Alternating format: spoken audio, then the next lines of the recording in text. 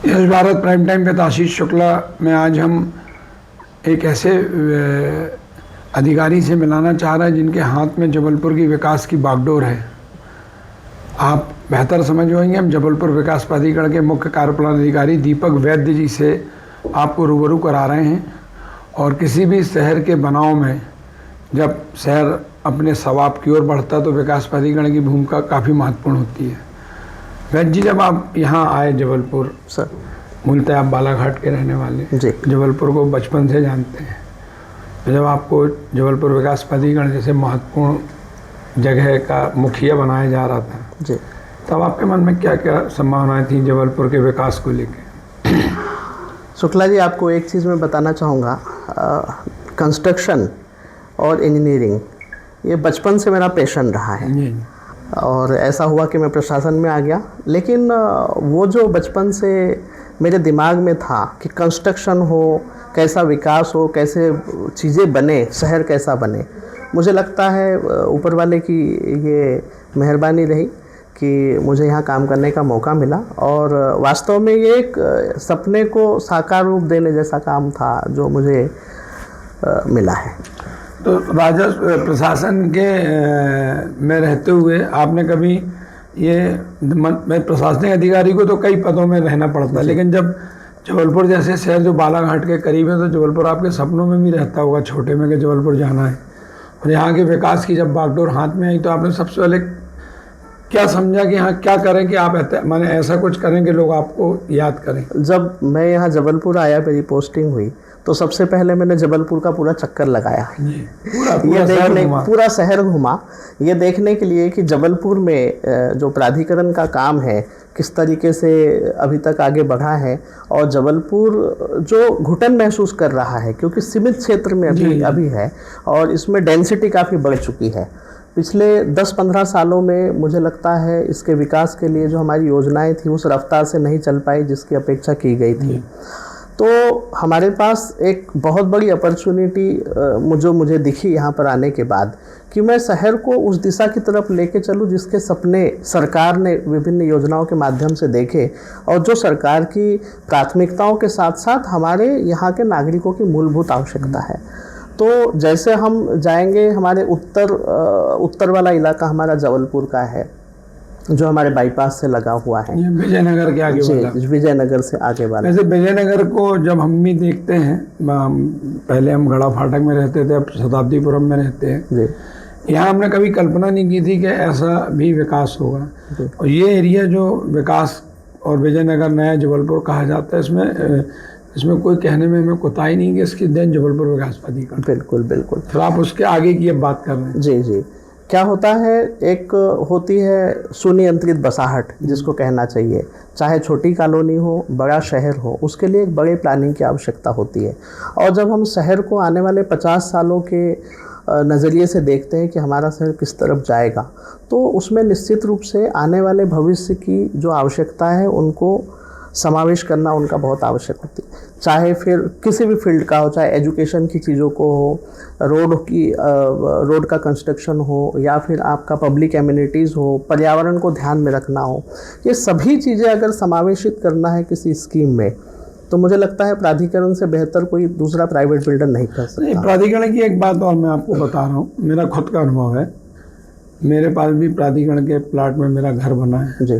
प्राधिकरण के प्लाट लेने से मध्यम परिवार का आदमी इस मामले में शुक्र रहता है कि उसको साथ कुछ गलत नहीं होने वाला। बिल्कुल, आप सही कह रहे हैं। ऐसे में आपके बिल्डर से ज्यादा आपको आदमी विश्वसनीय जी। एक हमारी, मैं खुद उसका मतलब उदाहरण बिल्कुल बिल्कुल, एक शासकीय संस्था है और लोगों का विश्वास है।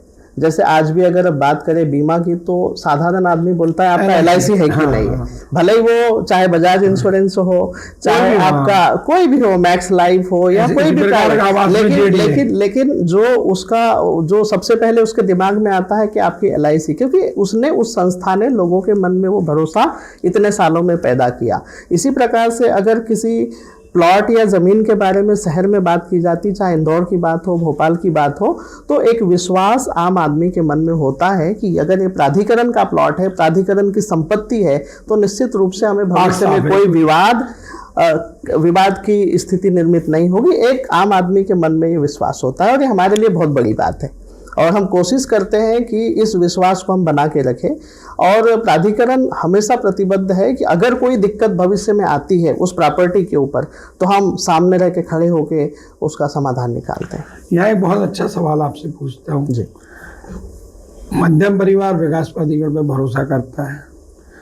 अब तो खैर प्लाट ऑनलाइन सब होते हैं, जिसकी कीमत ज़्यादा कम होती है वो लेते हैं, लेकिन जो मैं विकास प्राधिकरण की जो एक महत्व, एक जवाबदारी रहती है, उसमें वो निर्वहन करती है। जी। क्या होता है, जैसे एक नियम है कि कोई आदमी प्लाट यदि लेता तो इतने साल में वहाँ का मकान निर्माण हो जाना चाहिए, लेकिन अपन देखते हैं कि कई लोग प्लाट लेके रखे रहते हैं, कई चीज़ों की परेशानी बताते हैं, लेकिन ऐसे में जो आपका विकास, जैसे अपन जहाँ बैठे हैं जी, ये शताब्दीपुरम नाम इसका रखा गया था 2000 में। 2000 में।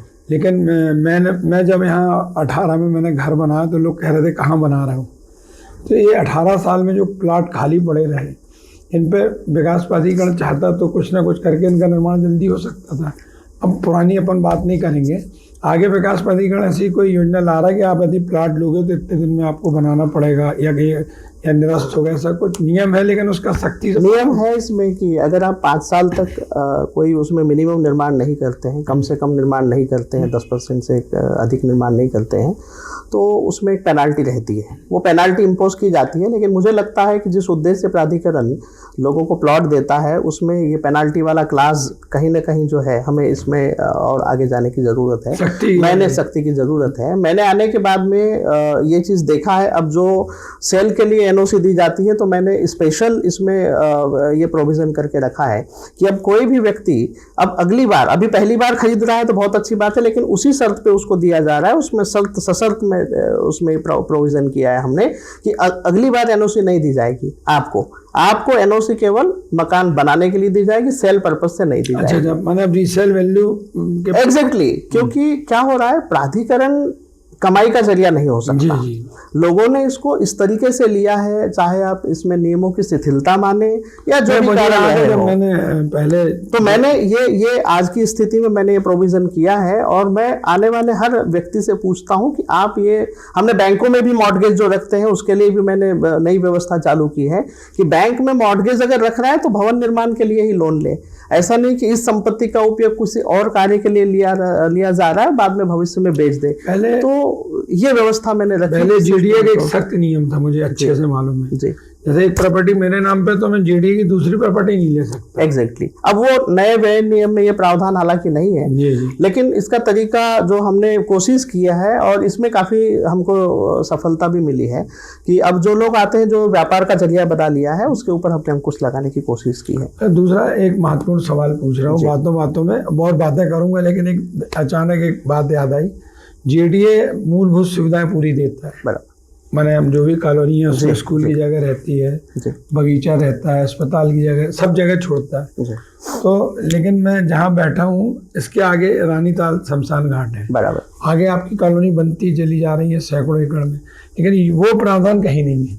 इसके लिए जीडीए कभी विचार करेगा कि एक वो भी एक मूलभूत चीज़ है, जीवन के अंतिम दर्शन की जगह भी व्यवस्थित होना चाहिए। हाँ, ये अभी तक जीडीए ने कभी नहीं काटा है। जी, बिल्कुल सही कह रहे हैं आप, और ये वास्तव में आवश्यकता है, ये पब्लिक एमिनिटी है। तो हमने अपने नए स्कीम में अभी हमने पब्लिक एमिनिटी के लिए स्थान रखा है। हालांकि आपने जो मुद्दा कहा है उसके लिए अलग से व्यवस्था करने की आवश्यकता हो, अभी तक ये नहीं है। आपने बहुत सही मुद्दा उठाया है, और मुझे लग रहा है इसमें अब मैं इसमें पहल कर सकता हूँ बिल्कुल, कि ये हमारा अगर जेडीए की कोई कॉलोनी है तो इसमें कहीं ना कहीं ये स्थान होना चाहिए, क्योंकि शहर कॉलोनी दर कॉलोनी किलोमीटर तक बढ़ते चले जा रहा है, और ये एम्यूनिटी है। लेकिन अभी शमशान घाट पुरानी जमाने के जी, बिल्कुल। तो इसके ऊपर संवेदनशील मुद्दा है, और मुझे लगता है इसके ऊपर काम करने की जरूरत है, और इस पे आपने सही ध्यान दिलाया है, इस पे फोकस कर सकते हैं। अच्छा, एक सवाल और है मेरा, जैसे जेडीए की जो कॉलोनी कटती है उसमें सब चीज़ों का प्रावधान होता है, उसके बाद भी लोग, हमने देखा है, मैंने किसी से मेरी गिला शिकवा नहीं है जी, आवासीय प्लाट में जो व्यावसायिकरण होता है उसमें जेडीए की भूमिका इतनी रहती है कि नक्शा पास हो गया आपका तो बन गया, नगर निगम की भूमिका ज़्यादा होती है। दरअसल इसमें होता यह है कि हमारे यहाँ प्लाटों का वर्गीकरण होता है। कुछ प्लाट हमारे आवासीय है, कुछ व्यावसायिक है, कुछ वो पहले से टीएनसीपी से जो एक्टिविटी परमिसिबल है उसके अनुरूप हमारी एक्टिविटी घोषित रहती है।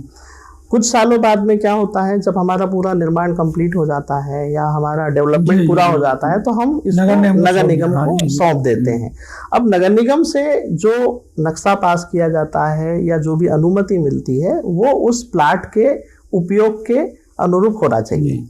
कभी कभी ऐसा होता है कि व्यक्ति उस उपयोग के अनुरूप तो अपनी अनुमति प्राप्त करके निर्माण कर लेते हैं, लेकिन कालांतर में गतिविधियां कर लेते हैं। उसमें अभी कुछ मास्टर प्लान में फ्लेक्सिबिलिटी आई है और उस फ्लेक्सिबिलिटी में मास्टर प्लान में कहीं कहीं कुछ एरिया को उन्होंने कमर्शियल, भले ही मास्टर प्लान में नहीं था लेकिन अब परमिसिबल किया है। तो ऐसे स्थानों पर हम पेनाल्टी क्लास इम्पोज करते हैं और उनसे पेनाल्टी वसूल करते हैं। लेकिन फिर भी जैसे आपने कहा कि प्राधिकरण के प्लाट मध्यम वर्गों के लिए है, और यदि कोई व्यक्ति 2000 स्क्वायर फीट के प्लॉट में पूरा घर बना के रह रहा है और सामने जैसे किसी ने छोटी दुकान लगा ली, तो मुझे लगता है ये दैनिक आवश्यकताओं के लिए, जब तक कि उससे पब्लिक न्यूसेंस ना हो, जब तक कि उसमें पब्लिक न्यूसेंस ना हो। पब्लिक न्यूसेंस अगर हो रहा है तो निश्चित रूप से अवैध है ये, और उसके ऊपर कार्रवाई भी की जाती है, नगर निगम से भी करते हैं, हम भी कोशिश करते हैं उसके ऊपर कार्रवाई हो।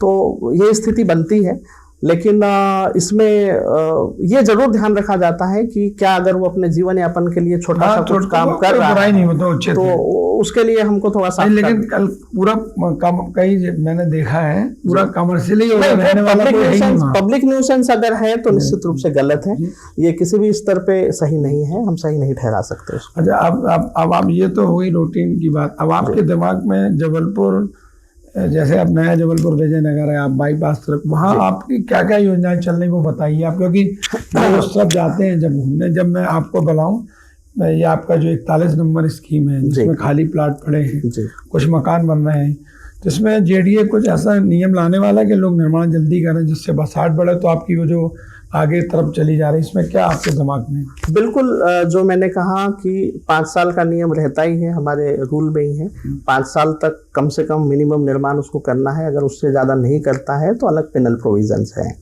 तो इस बार हमने ये कोशिश किया है कि जिन लोगों ने काफ़ी समय से प्लॉट लेके रखा है उनको एक नोटिस हमने सर्व किया है कि अगर वो उनमें मिनिमम निर्माण नहीं करते तो हम उनके ऊपर कार्रवाई करेंगे। जो आपने मुद्दा उठाया कि कई सालों तक नहीं करते हैं, जैसे मैंने आपको कहा है कि यह जो प्राधिकरण और हाउसिंग बोर्ड दोनों ही एजेंसियां हैं, इनका उद्देश्य मध्यम वर्ग के लोगों को आवास की सुविधा उपलब्ध कराना है। लेकिन प्रक्रिया में कभी कभी ऐसा भी हो जाता है कि आवश्यकता नहीं हो फिर भी वो व्यक्ति, क्योंकि परचेसिंग में किसी के ऊपर रोक नहीं, वो ले लेते हैं, संपत्ति का अधिकार सबको ले सकते हैं, तो इन प्रोविजंस के तहत हम उनके ऊपर नियंत्रण लगाते हैं और कोशिश कर रहे हैं कि जैसे मैंने बताया सारे लोगों को नोटिस दिया है, तो लोगों को जो ये होता था, जो पता नहीं था कि साहब हमारी प्रॉपर्टी रखी है, इनका क्या होगा नहीं होगा, उनको पता नहीं था, लेकिन अब उनको ये पता चलने लग गया है कि अगर हम यहाँ कुछ नहीं करेंगे तो कार्रवाई जरूर होगी। तो एक प्रकार से हमने फर्स्ट लेवल का सेंसिटाइजेशन लोगों में पैदा किया है। जैसा आपने पूछा है कि आने वाले समय में हमारी जो आने वाले समय में हमारे जबलपुर का हमारा विस्तार होगा, किस तरफ होगा, तो आपको बता दूं मैं कि हमारी 64 नंबर और 65 नंबर 2 स्कीम हमारी विजयनगर से बिल्कुल लग के है। और आपको बता दूं वास्तव में ये काफी पुरानी स्कीम है हमारी, कम से कम 10-12 साल पुरानी स्कीम है। किसी कारण से उसमें बहुत तेज गति से काम चल रहा है, और मुझे लग रहा है बरसात के पहले हम सीसी रोड से इसको बाईपास से जोड़ देंगे, कटनी बाईपास से। तो ये हम इसमें डेली मॉनिटर कर रहे हैं और हमारा ये मकसद है, हमारा पूरा लक्ष्य है कि इसको हम बरसात के पहले इसकी कनेक्टिविटी कर दें। इसके साथ साथ जो हमारी साइड रोड्स हैं और बाकी एमिनिटीज है, उसके लिए भी टेंडर प्रक्रिया हमारी अभी चल रही है, डीपीआर हमारी तैयार हो गई। थोड़ी सी ऐसी जगह रोक रहा हूँ, जो आजकल अपन जो 30 फीट 40 फीट की रोड देते थे, अभी जैसे जेडीए में, तो आजकल हर घर में वाहन कार ऐसा हो गया कि हर घर में कार होती, तो रोड चौड़ी करने का कुछ किया आपने? कि जो नहीं, 7.5 मीटर मिनिमम रोड प्रोविजन है, तो ऐसा रेसिडेंशियल एरिया जहाँ प्लॉट साइज छोटे हैं, कमर्शियल एक्टिविटी नहीं है, वहाँ 7.5 मीटर की रोड पर्याप्त होती है। लगभग 23-24 फीट की रोड होती है। 23-24 फीट की रोड रेसिडेंशियल एरिया में जहाँ पे प्लॉट साइज भी छोटे हैं, कोई कमर्शियल एक्टिविटी नहीं है, टीएनसीपी के नाम के अनुरूप है। हमारे पास में 15 मीटर, 60 मीटर, 40 मीटर इस तरीके से रोड्स का डिवीजन है। और हम प्लानिंग ऐसी करती है कि जो हमारी एक्टिविटीज है उस एरिया में, उस एक्टिविटीज में कितने वाहनों का आवागमन होगा, वहाँ ट्रैफिक प्रेशर क्या रहेगा, इसको कैलकुलेट करते हुए हम रोड बनाते हैं। अब आपकी जो महत्वाकांक्षी योजना 65 वहाँ पे आप क्या क्या ला रहे हैं? 65 में हमारे पास में जो हमारा पहले इधर 65 नंबर है स्टार्टिंग में, उसके बाद 64 है। 65 में हमारे पास में ग्रुप हाउसिंग है, काफी बड़े एरिया में हमारे पास ग्रुप हाउसिंग है। और जो 64 है उसमें पूरा इंडस्ट्रियल एरिया है हमारा। तो एक बहुत बड़ा इंडस्ट्रियल एरिया, करीब 40-50 हेक्टेयर के हमारे पास में लैंड है, तो उसको हमने इंडस्ट्रियल किया है। ठीक इसी प्रकार से हमारी जो 65 स्कीम है उसमें ग्रुप हाउसिंग काफ़ी है, इंडिविजुअल प्लॉट्स के साथ में इंडस्ट्रियल प्लॉट भी है, आपके कमर्शियल है, रेसिडेंशियल है। तो एक प्रकार से समूह गतिविधि को हमने क्षेत्र में विकसित करने का प्रयास किया है। इसके साथ हमारे पास बड़े कमर्शियल प्लॉट्स भी हैं जहाँ पे मल्टी आपके डिपार्टमेंटल स्टोर्स या इस तरीके से मॉल जैसी कोई चीजें आए। उद्देश्य यही है हमारा कि अगर कोई इस क्षेत्र में निवास कर रहा है, रह रहा है, जब तक जरूरी ना हो उसको शहर के दूसरे कोने में आवश्यकताओं के लिए न जाना पड़े। ये हमारा पहला उद्देश्य है। इसलिए अब जो हमारा सेगमेंटल हमारा जो प्रोग्रेस हो रहा है स्कीम्स पे, उसमें हम कोशिश कर रहे हैं कि हर स्कीम्स में ये बेसिक एम्यूनिटी हमारे पास में हो, जिससे छोटी छोटी ज़रूरतों के लिए लोगों को बहुत दूर ना चलना पड़े। उससे काफ़ी समस्याएं होती है लोगों को, ट्रैफिक का प्रेशर रहता है, अननेसेसरी समय, काफ़ी सारी चीज़ें। तो हर स्कूल में, हर स्कीम में हमारे पास में एजुकेशन के लिए, हेल्थ के लिए, ये जो प्राइम हमारा रिक्वायरमेंट है, पेट्रोल पंप की व्यवस्था भी हमने रखी है। उसमें एक सीवर ट्रीटमेंट प्लांट का भी हमने प्रोविजन रखा है, वो एक है। पहले की स्कीम से हमारे पास में ओवरहेड टैंक की व्यवस्था नहीं होती। जी बिल्कुल। और हम पूरा सारा सिस्टम हमने अंडरग्राउंड रखा है नई स्कीम्स में, जो पुरानी स्कीम्स में नहीं है। तो कोशिश इस प्रकार से कर रहे हैं कि एक अच्छा शानदार शहर बने और जो भी आज की जरूरत के हिसाब से मॉडर्न फैसिलिटीज हो उसको हम वहाँ पे, आय से कम वर्ग वालों के लिए भी यहाँ उनके लिए भी व्यवस्था है, उनके लिए भी व्यवस्था जो आय से कम वर्ग में भी जो अपन देखते हैं प्लॉट साइज छोटे हैं, EWS हमने रखा है स्कीम्स पे, EWS प्लॉट्स भी है, EWS हम भवन भी बनाते हैं। और एक ग्रुप हाउसिंग का कॉन्सेप्ट पहले की स्कीम में नहीं हुआ करता था, पहली बार लाए हैं। तो ये ग्रुप हाउसिंग में क्या क्या होता भी है? ग्रुप हाउसिंग में आसानी से कैसे बताएं? ग्रुप हाउसिंग को हम एक तरीके से ये कह सकते हैं कि जगह का कम से कम इस्तेमाल, मैक्सिमम एकोमोडेशन इन मिनिमम लैंड, और एक कवर्ड कैंपस बना सकते हैं। वो एक फील आता है जिसमें आदमी रहने के साथ साथ एम्यूनिटी के साथ साथ सुरक्षा का भी ध्यान रखा जाता है। तो ये बेसिक चीजें रखें। पहले की हमारी स्कीम्स में ओवरहेड टैंक की व्यवस्था नहीं हो पाती थी, जिसके कारण नगर निगम के ऊपर काफी प्रेशर आता था कि पाइपलाइन के लिए खुदाई हो रही, ये सब चीजें। तो इस बार हमने जो प्रयास किया है, इस बार हमने प्रयास किया है कि सारी चीजें एक साथ हो ताकि भविष्य में रोड की खुदाई ना हो छोटी छोटी जरूरतों के लिए। इसलिए हमने कोशिश की है कि ये जितनी भी एम्यूनिटीज हो सकती है उन एम्यूनिटीज को हम एक ही बार में तैयार करें। तो ये हमारा।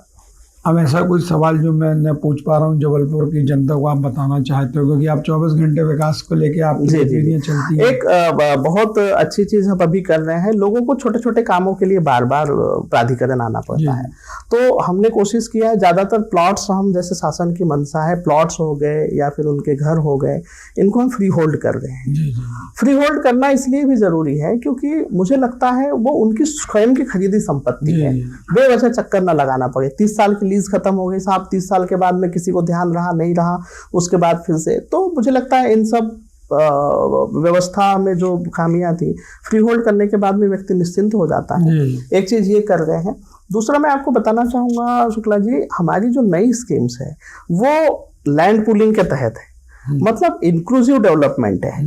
जो किसान की जमीन है उसकी भागीदारी हमारी स्कीम में हो, this is the most important. Otherwise क्या होता है, ये स्कीम्स हमारे लेट होने के पीछे कारण ये भी रहा है कि किसान की ज़मीन हमने ले लिया, बहुत उपजाऊ ज़मीन लेते हैं हम, किसान के लिए ज़मीन बहुत महत्वपूर्ण होती है। अगर किसी की ज़मीन हमने ले लिया और हमने समय पे उसका डेवलपमेंट नहीं किया और समय पे किसान को प्रतिफल नहीं मिला, जो काफ़ी दिक्कत होती है। जी बिल्कुल। तो हमारे आज अच्छी लग रही कॉलोनी, लेकिन बीच में ये उठाव नहीं आ रहा था। कारण कुछ जमीनों के विवाद हो, जमीन जहाँ होती है जमीन के मसले काफी गंभीर होते हैं। तो हमारी जो नई स्कीम्स है वो लैंड पुलिंग में है। लैंड पुलिंग का मतलब है कि हम किसान की जमीन लेंगे, किसान की सहमति से, और उसको हम डेवलप करके उतना वापस कर देंगे 50%। जो 50% बचेगा उसमें हम पब्लिक एमिनिटीज देंगे। अच्छा, मतलब पहले था कि 20% देते पहले 20% देता था, डेवलप देते थे। अब जो नई, और उसमें क्या था, उसमें हमने ले लिया, उसके बाद में किसान के साथ एग्रीमेंट किया, कई एग्रीमेंट कई सालों तक नहीं हो पाते थे। तो जो हमारी स्कीम का इम्प्लीमेंटेशन है उसमें काफी कठिनाई आती थी। मतलब किसान को यही पता नहीं, किसान को लगता था जबरदस्ती हमसे ले लिया है और हमें क्या मिलेगा नहीं मिलेगा। तो इन सब तमाम चीजों को जो देश में दूसरी स्कीम दूसरी जगह चल रहा है, अब क्या सीधा क्या, जैसे मेरी मान लो 5 एकड़ जमीन आपने ली, 2.5 एकड़ हम आपको डेवलप प्लॉट के रूप में वापस करेंगे। मतलब उसमें आपको पूरी एमिनिटी आपके 2.5 एकड़ में मिलेगी, चाहे उसका पूरा उपयोग आप करेंगे। तो ये एक नया डेवलपमेंट। 20 और 80 का रेट, पहले 20-80 का था, 20-80 का था कि 20% हम डेवलप प्लॉट देते थे। अभी भी हम जो देंगे वो 50% देंगे उनको, लेकिन 50% में जैसे मान लो 50% आप कह सकते हैं कि अगर छोटी जमीन है तो ठीक है, अगर बड़ा है जैसे किसी 10 एकड़ रोड सब मिला के, यस, वो नहीं, रोड सब हटा के एक्सक्लूसिवली 50%। अच्छा, रोड वो जेडीए की कहलाएंगी, वो सब रोड की। जैसे मान के चलिए आपके पास 5 एकड़ जमीन है, 5 एकड़ का अगर प्राधिकरण ने कोई समझौता किया है तो 5 एकड़ में से 2.5 एकड़ का पूरा एक साथ चक आपको पूरा रोड भी आप बना के, उसमें आप स्वतंत्र, वो 2.5 एकड़ में अप्रोच हम पूरी देंगे आपको, लेकिन उसके अंदर का डेवलपमेंट किसान अपनी आवश्यकता से कर सकता है। तो किसान को एक फ्रीडम है। अगर कोई बड़ा किसान है तो उसके पास काफी लैंड है, उसके पास बार्गेनिंग पावर आता है। अच्छा, तो एक नई चीज है जो किसान के हित में। आप बोल रहे हैं बारिश के पहले ये रोड पूरी कर देंगे जी, और जो बीच में अतिकोण आते हैं इनको भी पूरा नीट एंड क्लीन। वो जो हमारी स्कीम है 64-65, उसमें किसानों का काफी सहयोग मिला हमको। वो हमारे लिए उसमें किसी प्रकार का व्यवधान नहीं है अभी, वो बहुत अच्छी है। और मुझे लगता है बारिश के पहले हम लोगों को एक अच्छी चीज हम दे पाएंगे। कब देखने लगेगा? मुझे लगता है कम से कम 1.5 से 2 साल हमको लगेगा, क्योंकि काफी बड़ी है। 200 एकड़ में एक स्कीम है, दूसरी स्कीम भी लगभग 200 एकड़ की है, तो 400 एकड़ विकास करने में हमको थोड़ा समय लगेगा और इसका चरणबद्ध तरीके से विकास होगा। लेकिन हम कोशिश कर रहे हैं कि इसको जल्दी से जल्दी डेवलप करने के लिए जो पब्लिक एमिनिटी वाले एरिया है उनको हम पहले डेवलप करेंगे, पहले फेज में डेवलप करेंगे, वहाँ अप्रोच डेवलप करेंगे, ताकि आने वाली कोई कंपनी हो, आने वाला कोई प्रतिष्ठान हो, उसको अपना डेवलपमेंट भी उस समय पे हो जाए, ताकि जब कॉलोनी खड़ी हो तो उसको अलग से 2 साल नहीं लगे। तो इस तरीके से कुछ प्लानिंग कर रहे हैं हम, और मुझे लगता है ये शहर के लिए एक नई चीज होगी। और कुछ बताना चाह रहा हूँ? मैं यही कहना चाहूँगा कि प्राधिकरण जो है वो पब्लिक इंटरेस्ट में काम करता है, और प्राधिकरण बिल्डर से काफ़ी अलग है। इसलिए प्राधिकरण में जो काम हो रहे हैं वो मुझे लगता है शहर के विकास के लिए बहुत ज़रूरी है। लोगों का फेथ हम प्राधिकरण के जो ऊपर है उसको हम हमेशा बना के रखेंगे, और छोटी छोटी चीज़ों के लिए लोगों को ना आना पड़े, इसके लिए हम कोशिश किया है हमने कि हमने कैंप भी लगाए हैं और उसमें काफ़ी लोगों को राहत मिली है। तो इसी प्रकार से हम भविष्य में पब्लिक तक पहुंचने के लिए जो हमारे लीज होल्डर हैं, जो किसान हैं, उनके लिए हम जगह जगह कैंप लगाते हैं। अभी जो नई स्कीम है उसमें भी एक मैंने साइड कैंप प्लान किया है, TDS 5 का है, TDS 235 जो हमारा नॉर्थ वेस्ट वाला हमारा इलाका होगा वहाँ पर। तो उसमें लोगों को थोड़ी भ्रांतियाँ रहती है कि क्या होगा कैसा होगा, तो हम कोशिश कर रहे हैं कि लोगों के बीच जाके हम चीज़ों को रखें, जिससे हमको ज़्यादा से ज़्यादा सहयोग मिल पाए, हम शहर को जल्दी गति दे पाए।